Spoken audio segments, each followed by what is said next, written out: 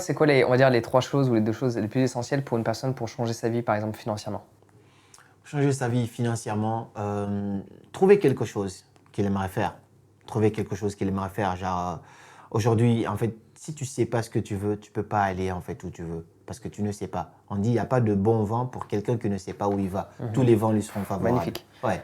Donc, moi, la première chose que je demanderais à la personne, c'est de s'asseoir, prendre le temps de vraiment travailler sur soi déjà et se dire qu'est-ce que j'aimerais lancer, dans quoi j'aimerais me lancer. Peu importe ce que tu veux faire. Une fois que tu as trouvé ce que tu veux et que tu décides maintenant de te mettre à fond dans ce domaine-là pendant un laps de temps, je pense que si tu fais des efforts cumulés en fait pendant un bon moment dans ce domaine-là, je pense que ces 2 choses déjà, ça va vraiment faire une différence. Il y a plein d'autres choses qu'il faut mettre en place. Il y a vraiment tellement de choses qu'on pourrait dire, mais rien que savoir ce que tu veux et te lancer là-dedans, comme tu dis, n'essaye pas, mais fais-le. Tu le fais, tu le fais, tu le fais.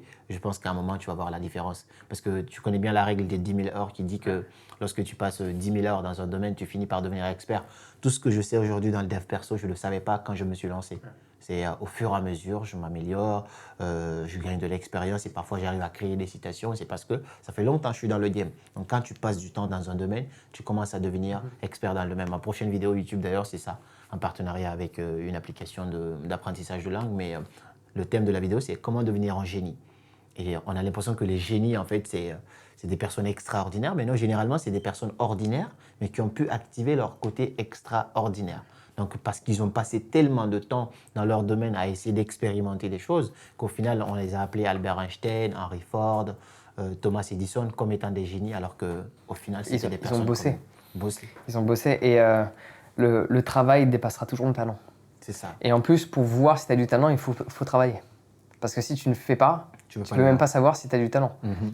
La notion de travail est essentielle. Il y a beaucoup de gens parfois qui oublient qu'il faut d'abord travailler dur avant de travailler intelligemment.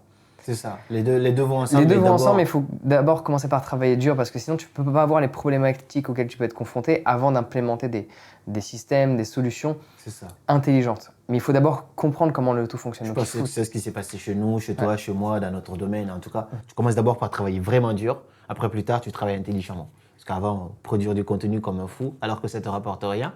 Mais plus tard, tu te rends compte que, ouais, maintenant, parce que j'ai travaillé dur, bah, je peux travailler intelligemment pour insérer 2-3 trucs pour gagner plus et travailler moins.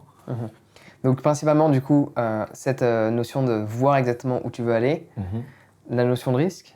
La notion de risque, passer à l'action, surtout l'action. Passer à l'action. Ouais. Et un troisième ou 2, ça suffit? Non, 2, ça suffit pas. 3, ça suffit pas. Il y a tellement de choses qu'on pourrait partager. Mais voilà, vu qu'on est en train de glisser à la surface, mais il y a tellement de choses à mettre en place. Pour moi, travailler sur son environnement, par exemple, c'est important. Sur là où tu es, les gens qui t'entourent, très important parce que à l'époque, tu as parlé de est-ce qu'il y a eu des moments où j'ai failli abandonner? Oui, il y a eu des moments où j'ai failli abandonner.